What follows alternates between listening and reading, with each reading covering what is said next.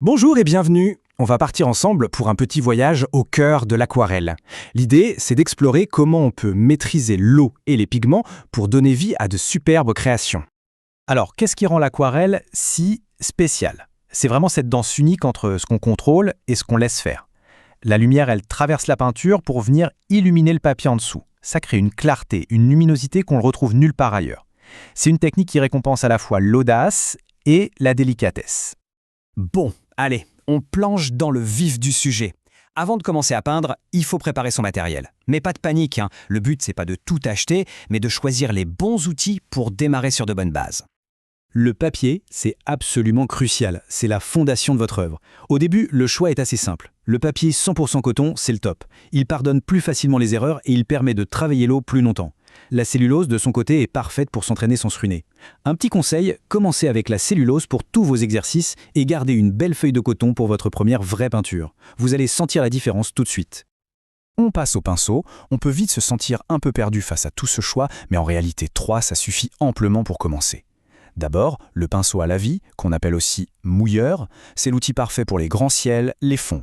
Ensuite, le pinceau rond, lui c'est un peu le couteau suisse de l'aquarelliste, il fait à peu près tout. Et pour finir, un pinceau fin, pour ce petit détail qui va vraiment donner vie à votre création. Et voilà, c'est tout ce qu'il vous faut. Ok, maintenant qu'on a les outils, il est temps d'apprendre à parler l'aquarelle. Ces quelques techniques de base, ce sont un peu les mots qui vont vous permettre de composer vos propres histoires en peinture. La base de la base, c'est le lavis. C'est vraiment la toute première technique à maîtriser. Imaginez, créer un ciel d'été parfaitement uni, ou un dégradé tout en douceur pour un coucher de soleil. C'est ça, le pouvoir du lavis. Le secret? Pensez à incliner votre papier et à laisser la gravité faire une partie du travail pour vous. Alors là, on touche à la magie pure de l'aquarelle, le mouillé sur mouillé. C'est quand on applique la couleur sur un papier qui est déjà humide. C'est comme ça qu'on obtient ces fusions incroyables, ces contours un peu vaporeux. C'est parfait pour les nuages, les arrière-plans dans la brume, bref, tout ce qui doit être doux et atmosphérique. Et à l'opposé, on a le mouillé sur sec. Ça, c'est la technique du contrôle, la plus courante en fait. Quand on veut une ligne bien claire, une forme bien définie, un détail très précis, eh bien c'est cette méthode qu'on utilise. La plupart des aquarelles sont une sorte de dialogue permanent entre ces deux approches. Et enfin, le glacis. C'est une technique géniale pour donner de la richesse et de la profondeur à vos couleurs. Le principe, c'est de superposer de fines couches de peinture transparente en laissant sécher entre chaque couche. Par exemple, un jaune posé sur un bleu va créer un vert vibrant, bien plus riche qu'un simple vert mélangé sur la palette. Bon, assez de théorie, le moment est venu de mettre tout ça en pratique. On va maintenant voir comment utiliser ces techniques pour peindre 5 sujets bien concrets, étape par étape.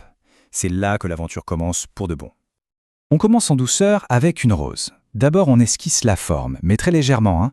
Ensuite, on pose une touche de couleur bien concentrée au cœur de la fleur. Et maintenant, le moment magique, avec un pinceau propre et juste humide, on vient délicatement tirer ce pigment vers l'extérieur. L'eau fait le reste du travail et crée des pétales d'une douceur incroyable, tout en nuances. Pour notre arbre, on change complètement de geste. On commence par le tronc et les branches, logiquement, puis pour le feuillage, on oublie les lignes. On va plutôt tapoter avec le pinceau.